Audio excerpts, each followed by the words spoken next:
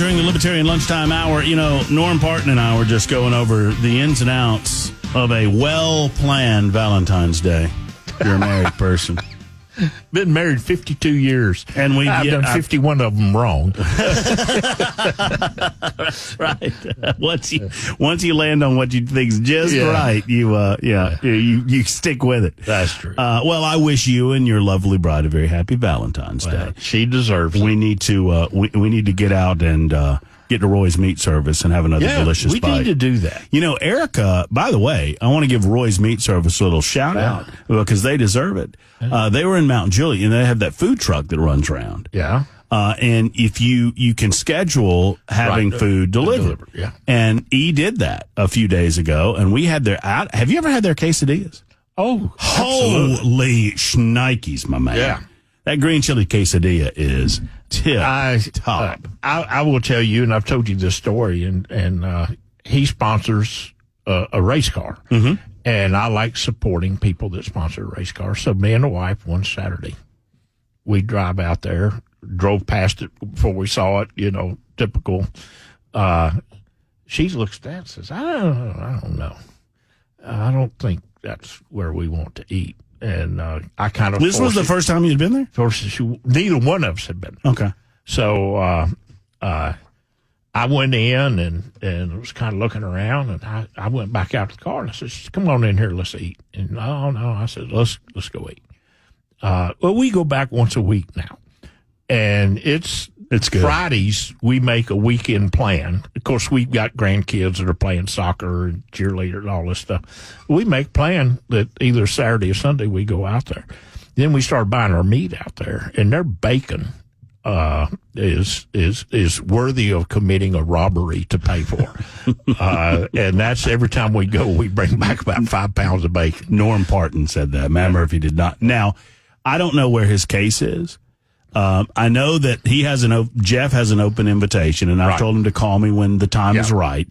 There's legal stuff that's going on in the background. For those who don't know, and we told the story several months ago, he's being sued because he smokes food outside of his business and has been since he's owned it. Yeah. And this person moved in about a year ago or so, maybe it's 2 years, and now they've decided to sue him.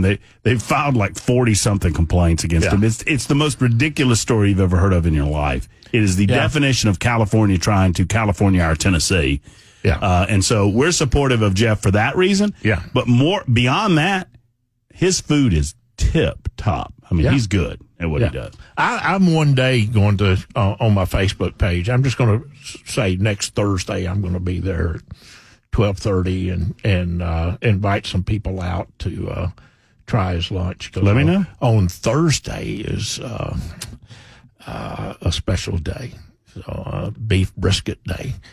And pretty good. Oh, yeah. Can you get you can get a cold beer at Jeff's establishment, right? I've had not for long. Yeah, not for long. Right. That's what there's a lawmaker that wants to pass. I mean, this thing's going nowhere. Wants to pass a bill that would stop the sale of cold beer at convenience stores or limit the ability to sell cold beer at restaurants. That's a non-starter. No, it's not going anywhere. All right, tell me what's happening with the racetrack. So, 4 years ago, we had a new mayor that pledged to get this done with the Bristol partnership and had everything. I mean, it was ready. Everybody's in agreement.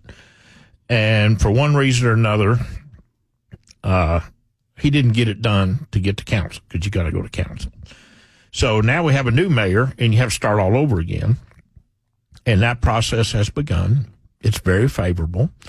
The Bristol team, by the way, I am not paid nor do I speak for Bristol. I want to make that very clear. Council, after they read the deal, are saying, "Oh, this is great. This is not a good deal. This is a great deal for the city." And many of the people that were saying, "Oh, it's terrible, it's going to fall on the taxpayers," when they actually read the thing, Nancy Pelosi, you have to read it, pass it to read. Once you see the deal in detail, It is a great deal for the city. So it's going to happen. Now, in the meantime, there's opposing people that do not like racing and think it's the scourge of the earth, which is racing has been a part of my life since I was 5 years old at the fairgrounds. And it's been a part of the fairgrounds since 1904 in some form or fashion. Right. Started with horse racing. Started horse racing, and then automobiles raced once or twice a year since 1900 something. But they just want to do away with it and put up affordable housing. So they are wanting to change the Metro charter that was won by 70% of the voters back in 2011. 70% plus said we want to keep the existing uses of the fairgrounds. To include auto racing. Which included auto racing, flea market, and the fair. So after that's done, then in comes soccer, who has now killed the fair, and it's gone to the Tennessee State Fair has gone. There's no place to have a fair now. They have hindered and squeezed the racetrack to the point that eventually they won't be able to exist unless we redo the track, restore it, and bring in meaningful investment. Am I wrong? And I don't mean to get you off track too much, but when Ingram, spent some money and got a lot of tax concessions and a lot of land concessions to build that stadium, and I don't begrudge that stadium's existence. Yeah. I just want him to be truthful. And during that process, when people like you or people that were concerned about the racetrack brought this up, did he not consistently say, I'm all about it, I want it to stay, that's good? True. That's how he got it through. By saying, that's how he got it through. I'm not going to hurt that. And he was given certain land concessions, right? No, he wasn't given land concession. He was given land. He got 10 acres of taxpayer property on the fairgrounds. That he built condos on, right? That he's building condos on. And then part of this petition is somebody complaining that her life is disturbed, and yet the person funding this is building condos that overlook the racetrack while they're saying that it hurts the neighborhood. He knew the racetrack was there. So there's so many... I don't know the right word, but conflicts of opinions, but it makes no sense. So we, as voters in Nashville in 2011, passed by 70% to protect racing and the other things. They want to go in and scratch out racing and put in affordable housing. So they have to get a petition. They have to change the Metro charter that was spoken for by the voters. Not that long ago. I mean, just 12 or so years ago. Yeah. So, how dare you do that? How dare you? And here's my position is, whoever's behind this, you mentioned a name. There's more names behind it than this, but we know who's funding it. You come tell the racing community, the 8-year-olds, the 10-year-olds that are racing, their grandparents, the people that tonight will be laying up underneath a race car preparing for the next season. You come tell them that they're not worthy to keep their track. Just man up. Just come tell them. Say, you're not worthy. Well, I'll tell you what, and, the next time, and I don't know when the season's going to start, probably March or April. April. I'll make an offer. Yep. That John Ingram and I can go out to a race, and we can walk around, and he can bring security if he feels like he needs it, and we can talk to the families that you introduced me to. Yeah. Mamas and daddies with their kids, grandmama and grandpapa helping them, those kids spending family time, a wholesome, good weekend, also engaging in economic activity in this community on a race weekend. Go through there and tell them that that is a nuisance to that community and that you want to eliminate that and create quote-unquote affordable housing, whatever that means. Yeah. Whatever that... I mean... And here's another point. We're talking about the kids. Most of them, their granddads race there.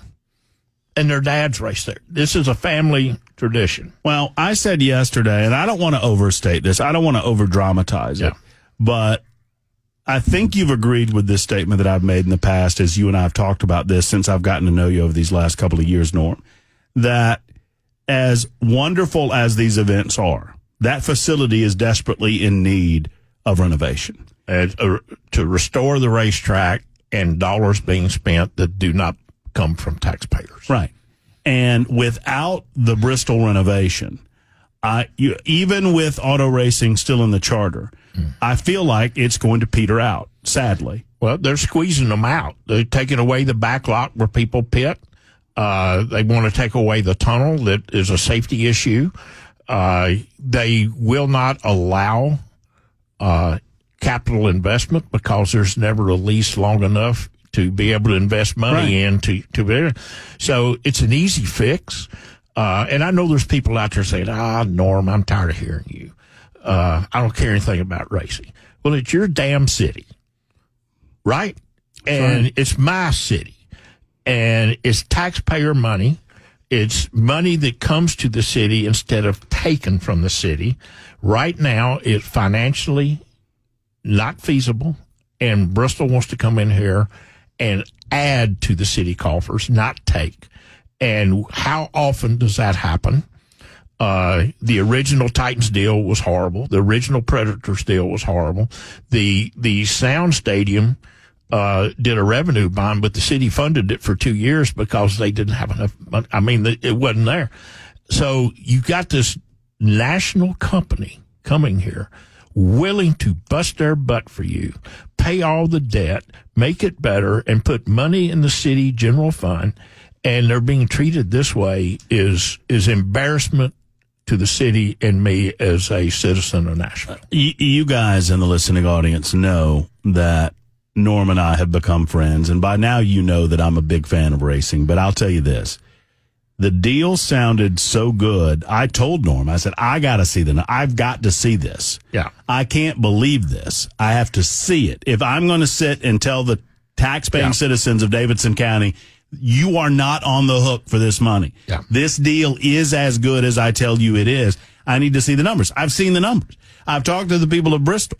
I've sat through the fair board meetings. Yeah. And it's the deal that this city needs to continue the growth in that community that Geodis Park has been a part of that, then that's great. Yeah. If they just stay out of the Speedway's way, the Speedway wants to work together. The Speedway wants to be a part of what's going on over there. There's only one entity in this, and I don't mind naming it. There's only one entity in this that wants a monopoly on that property, and those are the soccer people. Yep. And they don't care the damage they cause anybody else. And they don't care about the history of the community. And I compare it to, I just know from my experience in Birmingham, Alabama, my experience in Augusta, Georgia, and other places, and you guys know too, because you tell me about these things, whether it's Opryland, there's any number of locations that people don't have anymore. Opryland comes up a lot. That you wish you could go back and you could get back. Once they're gone, and they're never coming back. You almost lost the Ryman Auditorium. Correct. I will correct that. We lost it. It got saved. There's a difference. There you go. Almost lost it's not right. It was a goner, and it got saved. And this is an opportunity to save what has been a cultural icon in this community and has meant so much to grandparents and great-grandparents. Well, let's continue talking about it on the other side. I know we've got a couple of calls about it. It's 12:51. Norm Partin in with us. It's Super Talk 99.7 WTN. I can tell you this, Norm Partin's with us. He is a name known to our community. He's a longtime supporter of racing in the community. He is a lifelong resident of the community, and he is an expert on all things the Nashville Fairgrounds Speedway.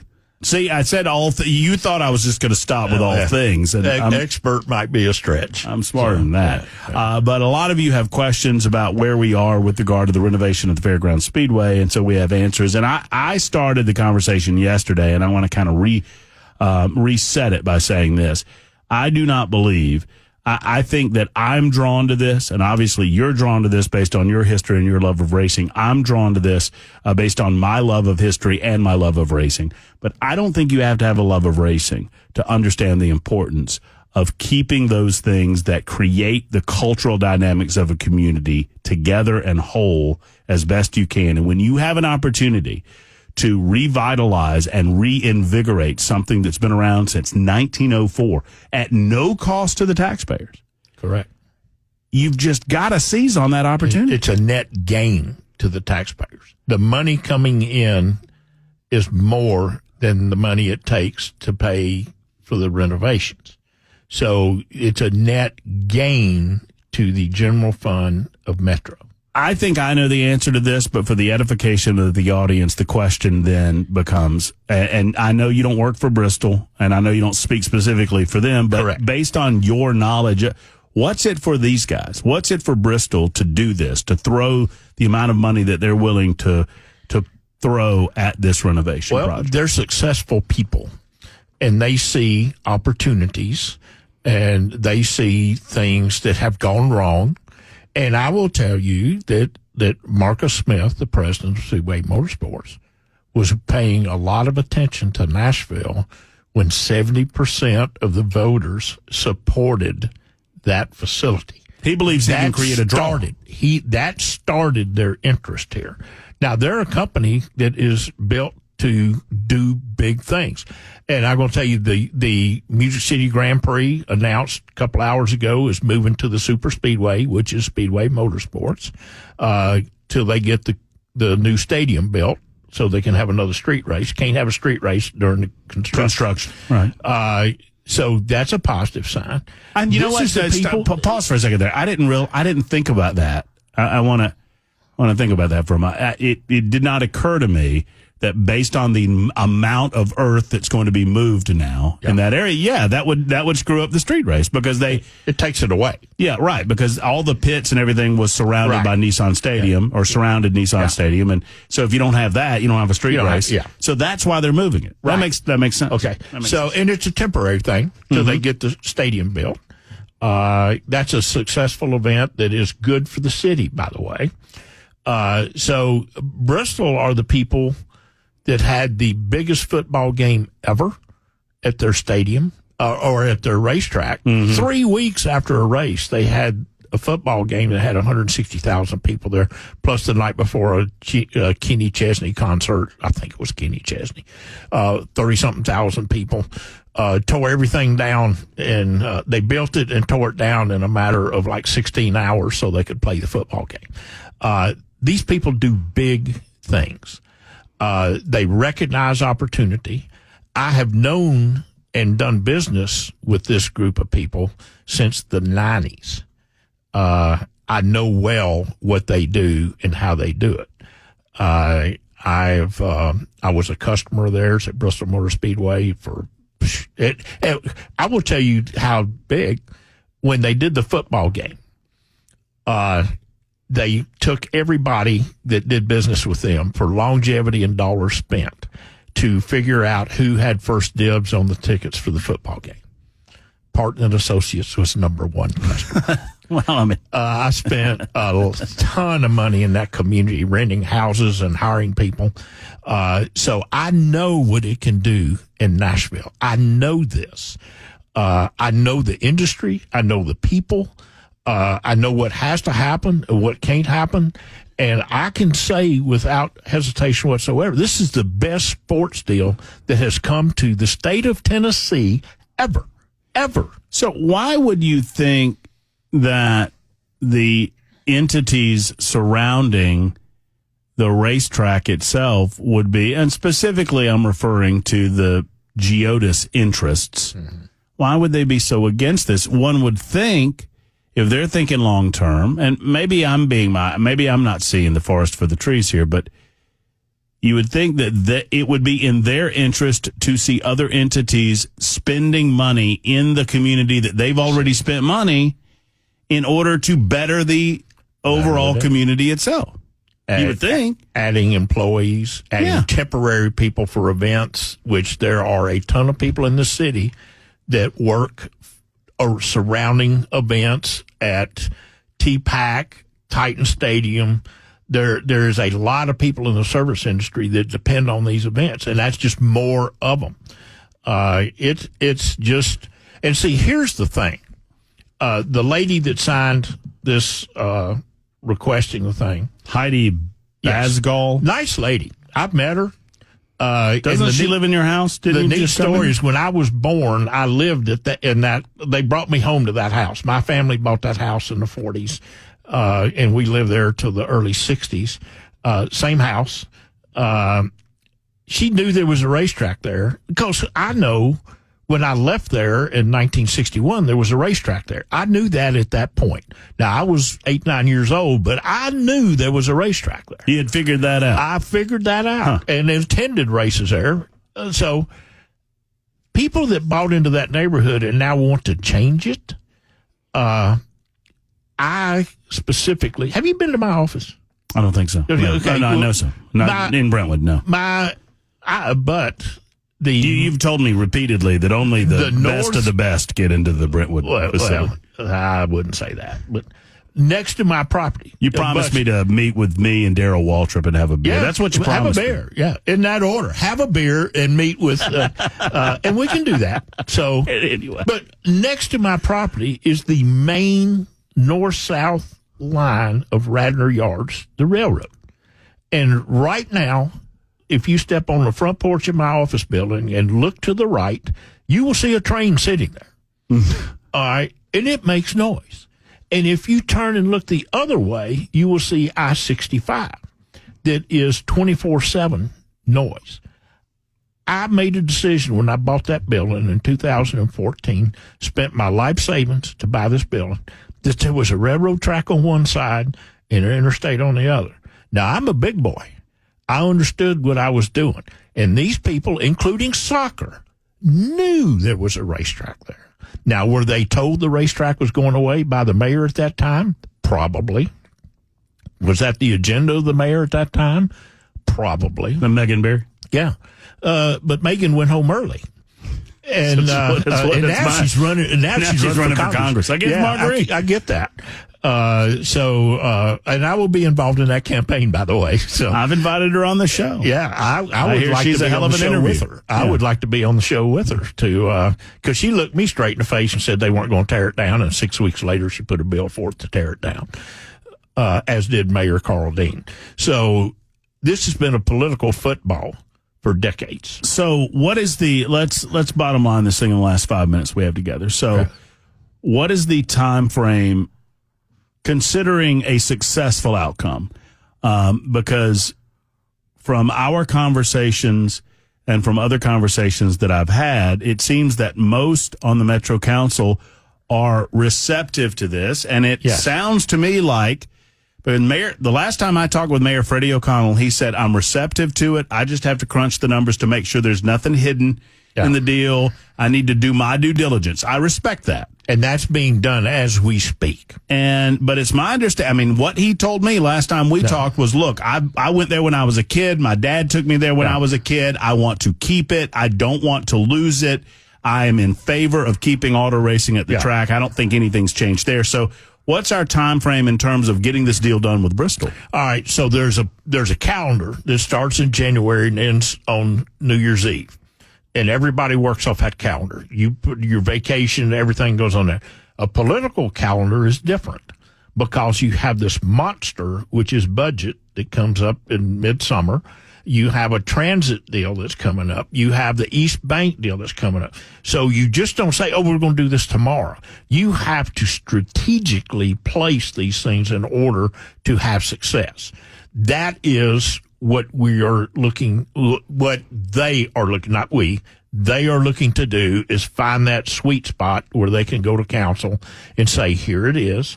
And I will tell you that people in council that actually read this project can't find fault with it. And I've seen them do it. I've seen a council person say, it's a bad deal. Where? Show me where it's a bad deal. And they say, well, the taxpayers are this. Well, if you read right there, that's not true. And so the falsehoods or false impressions have hurt, and now they are coming around to where they actually read the thing. I believe the only people, if you read the deal, and I have read the deal, the only people that can come away against it are those that don't want auto racing to happen anymore at the fairgrounds. Now, they may not say that, but if you're against this renovation, I believe the only reason that you would says it. Well, that's right. The only reason that you would be against it is that you desire to eliminate the racetrack altogether. Yeah. And the truth of the matter, and I challenge anybody, I challenge the mayor, I challenge John Ingram, I challenge you, I challenge anybody. Go with me right through the neighborhood and stop and talk to people that are walking their dog or mowing their grass. I don't knock on doors. I'm not going to do that. I don't want you knocking on mine. I'm not knocking on yours. But if you stop and talk to people, I guarantee you over 80% of the people in that neighborhood want it or don't care. Want it or don't care. Then you knock on the door and you got somebody that their hair's on fire and I'm a communist and I'm evil and I'm the devil. But those people won't listen to reason. And I'm going to leave a parting thought. 100-lap race is loud. It is. I mean, you've been there. It's loud. Sure. You know, once a month they race a 100-lap race of the late models. Mm-hmm. The average time is 32 minutes of loud noise once a month. And once a month. And under this renovation deal, the noise reduces it. Will 50%. Go down. 50% is what the expert says. It might be 40, it might be 45, it might be 60. Who knows? But they are making the effort to reduce the noise. Jason wants to know, is this the same company that Bruton Smith used to own? It is the same company that Bruton Smith family owns currently. Okay, so Bruton the family Smith has passed away. Right. So his family owns this company. Real quick, I think Sean has a question about the Nashville Fairground Speedway. Sean, you have a question or a comment for Norm before we say goodbye? Yes. I was wondering, can they not use the fact that a championship horse is buried in the infield as a reason to make it a historical place where they can't do anything else to it but a racetrack? It's a great question, Sean. Keep listening. Well, it's true. Norm and I just talked about it. It's true. There's a racehorse? There's an elephant buried on the property. What? Yes. When you have a circus animals, I guess. But it's a championship horse named, I forgot the name. But historical has to be based on brick and mortar. So it can't be a piece of property. So the Ryman Auditorium with facade, the Second Avenue, all of these things have historic brick and mortar. Well, and the racetrack does not. And the racetrack was rebuilt at some point, right? Yes. And so it probably doesn't have the age to it. It doesn't have the age. And what burned down would have obviously qualified, but it burned down in the 60s. I see what you're saying.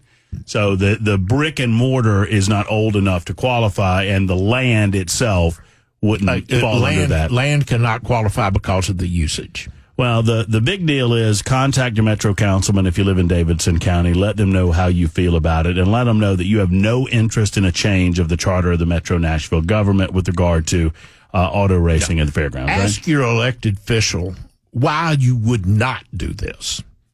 I would go the other direction. Why would you not do this? And if you justify why not to do it, you don't have a grounds to stand on, unless you are illiterate. Let us know what we can do for you. You know how passionate I am. And, there's a lot of elements to this. Obviously, auto racing is one of them. History is one of them. The cultural icon that this fairgrounds is in the city of Nashville. But also there's a David Goliath thing going on here that I can't stand. That there are big money billionaires that are looking to push us little rednecks around that just want to go out on a weekend and watch some good, wholesome racing. I don't take kindly to that either. I don't either. I don't. I'm just, I'm offended by it, and I'm embarrassed for our city that we are in this position right now. Keep us up to date. I have my fingers crossed that by spring we're going to have some really, really good news. We're going to have news coming on a regular basis now. So that's good. All right. There's Norm Partin. We'll be back in just a moment and change gears and talk about Washington, D.C. and this quote-unquote national security threat that exists. We'll talk about it next on Super Talk 99.7 WTN.